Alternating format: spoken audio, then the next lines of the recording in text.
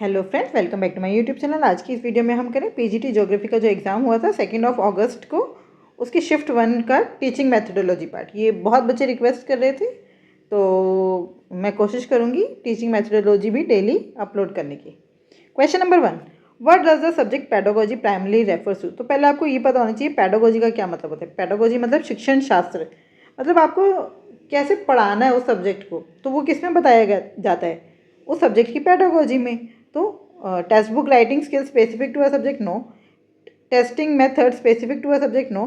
Teaching methods, yes, कैसे पढ़ाना है, teaching method specific to a subject, yes. Third one is the right answer. Question number 2. According to Bentley Glass, the amount of scientific knowledge available at end of one's life will be almost 100 times what it was when he was born. How is this phenomena defined. देखो, अगर आप Bentley glass पे, मतलब जिसने ये दिया था phenomena, ध्यान ना भी दो तो ये क्या है, नॉलेज का एक्सप्लोजन हो रहा है ना। पोलैरिटी नहीं है, मतलब बहुतायत नहीं हो, मतलब 100 गुना हो जाती है नॉलेज आपके, जब आपका जन्म हुआ था और जब आप इस दुनिया को छोड़ के जाएंगे, उतने समय अंतराल में लगभग 100 गुना ज़्यादा ही आपकी जो नॉलेज है वो अवेलेबल हो जाएगी, साइंटिफिक नॉलेज। तो ये क्या है, ये क्या, एक्सप्लोजन ऑफ नॉलेज। बाकी के जो ऑप्शन है वो देख लेते हैं। पोलैरिटी ऑफ नॉलेज मतलब नॉलेज का की बहुलता, ज्ञान की बहुलता, इसका क्या मतलब है। तो हमारे पास मल्टीपल काइंड्स ऑफ नॉलेज होंगी। क्या होगा, multiple kinds of knowledge.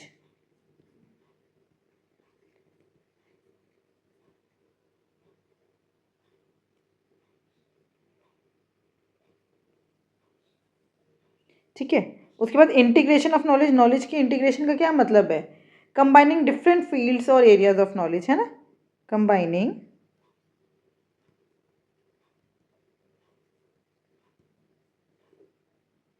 Different fields और areas of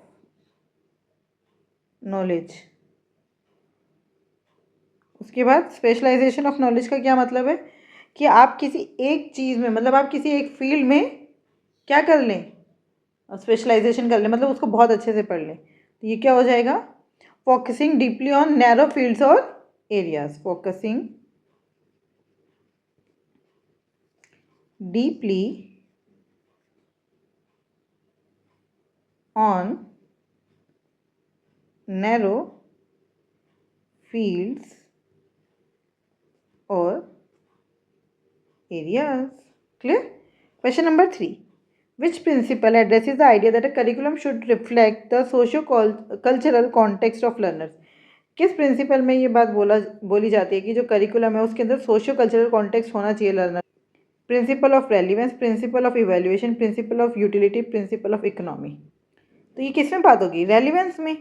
principle of relevance में ही ये बात होती है कि जो करिकुलम है वो ऐसा होना चाहिए जो सोशियो कल्चरल कॉन्टेक्स्ट पे बात करे।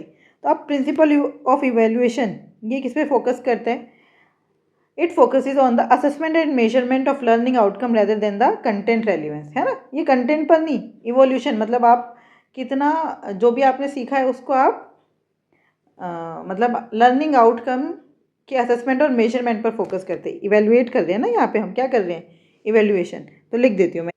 देखिए, प्रिंसिपल ऑफ इवेल्युएशन, इवेल्युएशन मतलब आप क्या कर रहे हो, मूल्यांकन कर रहे हो। मूल्यांकन के लिए किस पे फोकस करोगे, assessment and measurement of learning outcome, ठीक है। प्रिंसिपल ऑफ यूटिलिटी, यूटिलिटी का क्या मतलब है, उपयोगिता।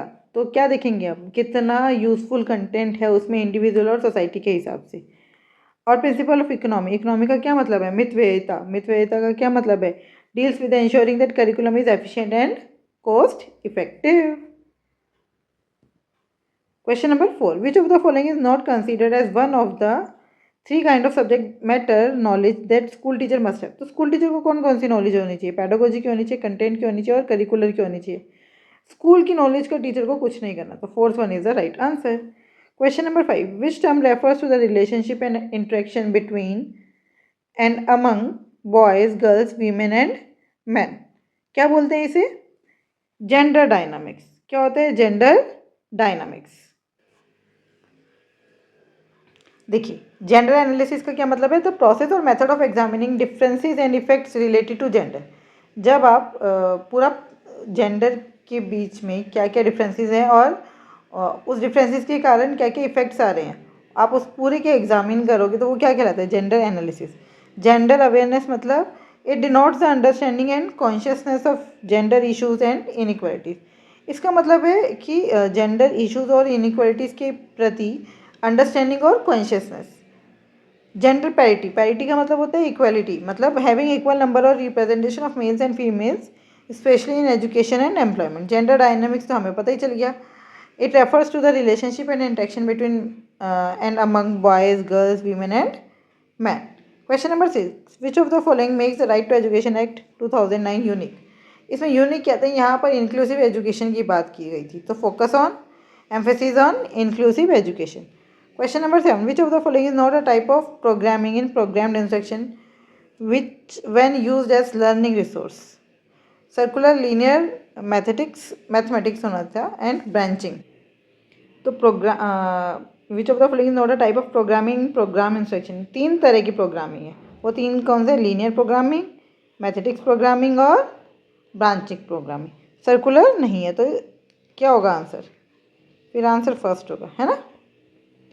विच type of evaluation is use to compare an individual performance with that of others. वो कौन सा इवेल्युएशन है जिसमें हम एक इंडिविजुअल का इवेल्युएशन दूसरे बच्चे के साथ कंपेयर करते हैं। Norm reference evaluation, criteria reference evaluation, continuous evaluation, prognostic evaluation. Prognostic मतलब डायग्नोस्टिक टेस्ट, है ना, प्रोग्नोस्टिक। तो वो कौन सा इवेल्युएशन है, norm reference evaluation. The type of evaluation which is used to compare an individual performance with that of others is norm reference evaluation. Criterion reference evaluation क्या होता है, इसमें एक व्यक्ति का जो इवेल्युएशन है वो एक क्राइटेरिया पर चेक किया जाता है, किसी इंडिविजुअल के साथ नहीं। कॉन्टिन्यूस इवेल्युएशन मतलब ये लगातार इवेल्युएशन करना, ठीक है, असेसमेंट ओवर टाइम। प्रोग्नोस्टिक मतलब फ्यूचर परफॉर्मेंस को पहले से ही predicts future performance rather than comparing current performance among peers। तो ये क्या करता है, फ्यूचर परफॉर्मेंस को प्रेडिक्ट करता है आपके, बल्कि फ्यूचर परफॉर्मेंस को प्रेडिक्ट करता है, ना कि ये अभी जो आपने परफॉर्म किया उसके बेसिस पर ही आपको जज करता है। Question number 9, an assessment design to locate specific learning difficulties in the case of specific individual at a specific stage of learning is termed as.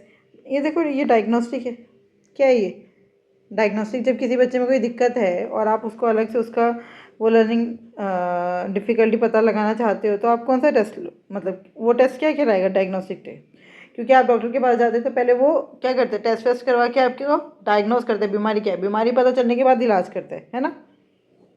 Question number 10, in which approach of learning is the learner's intention just to complete the task requirement. कौन सी learning की approach में learner का intention ये रहता है बस कि काम ख़त्म हो जाए। रिफ्लेक्टिव अप्रोच, डीप अप्रोच और स्ट्रेटेजिक अप्रोच या सरफेस अप्रोच। Surface approach.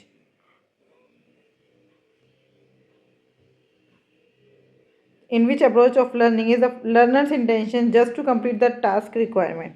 बस काम पूरा होना चाहिए, बाकी किसी को कुछ समझ आ रहा है नहीं आ रहा, हमें कोई लेना देना नहीं है। तो ये कौन सी अप्रोच है, सरफेस अप्रोच। ठीक है, आप सिर्फ ऊपर की मेहनत करें, जो आपको दिख रहा है आप उसके लिए मेहनत नहीं करें, जो आगे आने वाले 10 सालों में हो सकता है। ठीक, देखिए रिफ्लेक्टिव अप्रोच क्या है, it involves thoughtful consideration and self assessment during learning. मतलब रिफ्लेक्टिव, आप आपने कितना सीखा आप उस पर रिफ्लेक्ट भी कर रहे हैं, ठीक है। Deep approach emphasises understanding concept, making connection and critical thinking. आप कंसेप्ट पर को अच्छे से अंडरस्टैंड करने पर एम्फेसिस दे रहे हैं, उनके बीच में कनेक्शन बनाने पर और क्रिटिकल थिंकिंग पर। स्ट्रेटेजिक अप्रोच क्या होता है, स्ट्रेटेजी बना रहे हैं, focuses on organising learning to achieve the best possible academic outcomes. और सरफेस अप्रोच मतलब आप सिर्फ और सिर्फ काम खत्म करने पर फोकस कर रहे हैं। Question number 11, the jigsaw teaching strategy is an example of which type of learning. ये कौन सा है, कोऑपरेटिव लर्निंग। कोऑपरेटिव लर्निंग क्या है, जिक्सो में क्या होता है, इसके अंदर क्या है, एक जो पूरा का मतलब पूरा का पूरा कॉन्सेप्ट है, मतलब जो स्टूडेंट्स होते हैं उनको ग्रुप्स में डिवाइड कर दिया जाता है, ठीक है। और जो पूरा कॉन्सेप्ट है वो उन ग्रुप्स में, मतलब जैसे बहुत सारे ग्रुप्स बना दिए, ग्रुप 1, ग्रुप 2, ग्रुप 3, और एक ही कॉन्सेप्ट इन सबको दे दिया, फिर ये उसको प्रेजेंट करते हैं। जिक्सो आपने देखा ना, पजल, तो मतलब आपने अलग अलग ग्रुप को दे दिया, अब वो सब बता रहे हैं, फिर सब उसको सुन रहे हैं, तो ये क्या है, कोऑपरेटिव लर्निंग। ठीक है, तो एक तरह से किस पे फोकस कर रहा है, टीम वर्क पर। ये किस पे फोकस करता है, टीम वर्क पर। और टीम वर्क किसका पार्ट है, कोऑपरेटिव लर्निंग का, right. Which of the following is a receptive skill. Receptive का क्या मतलब है, आप सिर्फ ग्रहण कर रहे हैं, आप कुछ दे नहीं रहे हैं। ठीक है, तो रीडिंग रिसेप्टिव स्किल है, सिंगिंग नहीं, राइटिंग नहीं, स्पीकिंग, ये तो आप अपने आप को एक्सप्रेस कर देंगे ना। रिसेप्टिव मतलब आप ग्रहण कर रहे हैं, एक्सप्रेस नहीं कर रहे हैं, तो reading is the right answer. Question number 13, which of the following variables does not influence planning decision taken by the individual teachers. इनमें से कौन सा प्लानिंग डिसीजन जो एक इंडिविजुअल टीचर लेता है उसको इन्फ्लुएंस नहीं करता, learning resources, time management, the learning context and the parents mindset. क्या आंसर आएगा, आपको क्या लगता है। लर्निंग रिसोर्स मैटर करेगा बिल्कुल टीचर के लिए, ठीक है, इंडिविजुअल टीचर के लिए। टाइम मैनेजमेंट भी मैटर करेगा, लर्निंग कॉन्टेक्स्ट भी मैटर करेगा, पेरेंट का माइंडसेट मैटर नहीं करेगा, तो fourth is the right answer. Question number 14, which of the following does not strengthen the gender stereotype elaborated in books. मतलब जो जेंडर स्टीरियोटाइप को इलेबोरेट ना करे, उसको और ना बढ़े, gender characters, gender symbols, gender text, gender neutral games. तो जेंडर न्यूट्रल गेम्स है, उसमें जेंडर स्टीरियोटाइप और बढ़ेगा नहीं, राइट। न्यूट्रल मतलब आपने उसमें आप जेंडर पे फोकस नहीं कर रहे हो कि लड़कियां यही काम करती हैं और लड़के यही काम करते, नहीं, वो जेंडर न्यूट्रल है। Question number 15. Which philosopher emphasized the aesthetic experience is a form of deep engagement with the world? Ivan Pavlov, John Dewey, Jean पियाजे, बी एफ स्किनर। जिसने एस्थेटिक एक्सपीरियंस पे फोकस किया वो कौन है, जॉन डीवी। उनका एक वर्क भी है, art as experience, art as experience. ठीक है, अब हम बात करते हैं इवान पेवलोव, जीन पियाजे, बी एफ स्किनर ने किसके ऊपर फोकस किया। इवान पेवलोव ने किस पे फोकस किया, क्लासिकल कंडीशनिंग और बिहेवियरिज्म पर। जीन पियाजे किसके लिए फेमस है, उनका जो कॉग्निटिव डेवलपमेंट का थ्योरी था चिल्ड्रन के लिए, उसके लिए। B F Skinner operant conditioning and behaviourism के लिए, right. Question number 16, which of the given statement is true about the interrelationship between growth and development. अब आपको ये पता होना चाहिए, ग्रोथ जो है वो एक नैरो टर्म है, डेवलपमेंट जो है वो एक वाइडर टर्म है। डेवलपमेंट के अंदर ग्रोथ आता है, लेकिन ग्रोथ के अंदर डेवलपमेंट, ग्रोथ एक टाइम के बाद रुक जाता है, डेवलपमेंट हमेशा चलता रहता है। तो growth is cause of all development नहीं, development is cause of all growth. Growth and development are the same process नहीं, दोनों बहुत अलग अलग हैं। Development can occur without physical growth, बिल्कुल, डेवलपमेंट हमारा फिजिकल ग्रोथ के बिना भी हो सकता है। जैसे माइंड का डेवलपमेंट हो रहा है तो फिजिकल ग्रोथ नहीं दिखेगी, growth continues till death, no, development continues till death. ठीक, third one is the right answer. Question number 17, which psychologist propose the theory of operant conditioning theory of learning. अभी अभी हमने ऊपर देख लिया operant conditioning, B F Skinner. Operant conditioning की किसने बात की थी, बी एफ स्किनर ने। देखिए, बी एफ स्किनर ने बिहेवियर को इन्फ्लुएंस करने के 4 मेथड बताए, पॉजिटिव री नेगेटिव री पॉजिटिव पनिशमेंट, नेगेटिव पनिशमेंट। इसको हम एक थोड़ा सा छोटा करके ऊपर कर लेते हैं।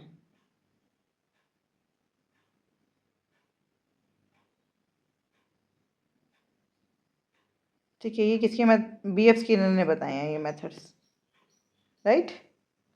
उसके बाद नेगेटिव, ये हटा दो, ठीक है, और ये वाला भी ऊपर कर लेते हैं। अरे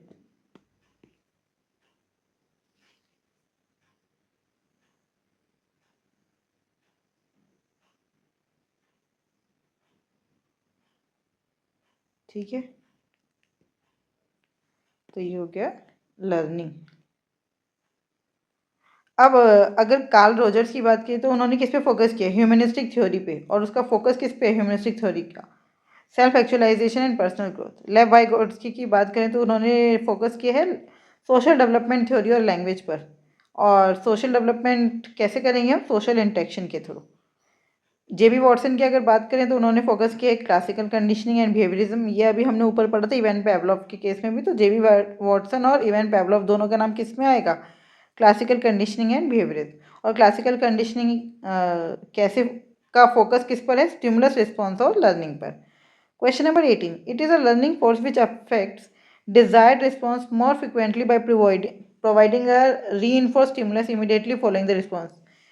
This description relates to, देखिए ये डिस्क्रिप्शन किससे रिलेटेड है? Stimulus conditioning, operant conditioning, response conditioning या री कंडीशनिंग। देखिए अभी हमने पढ़ा था दो तरह की कंडीशनिंग होती है, एक ऑपरेंट कंडीशनिंग और एक क्लासिकल कंडीशनिंग। तो ये जो स्टिमुलस कंडीशनिंग है यही होता है क्लासिकल कंडीशनिंग, ठीक है।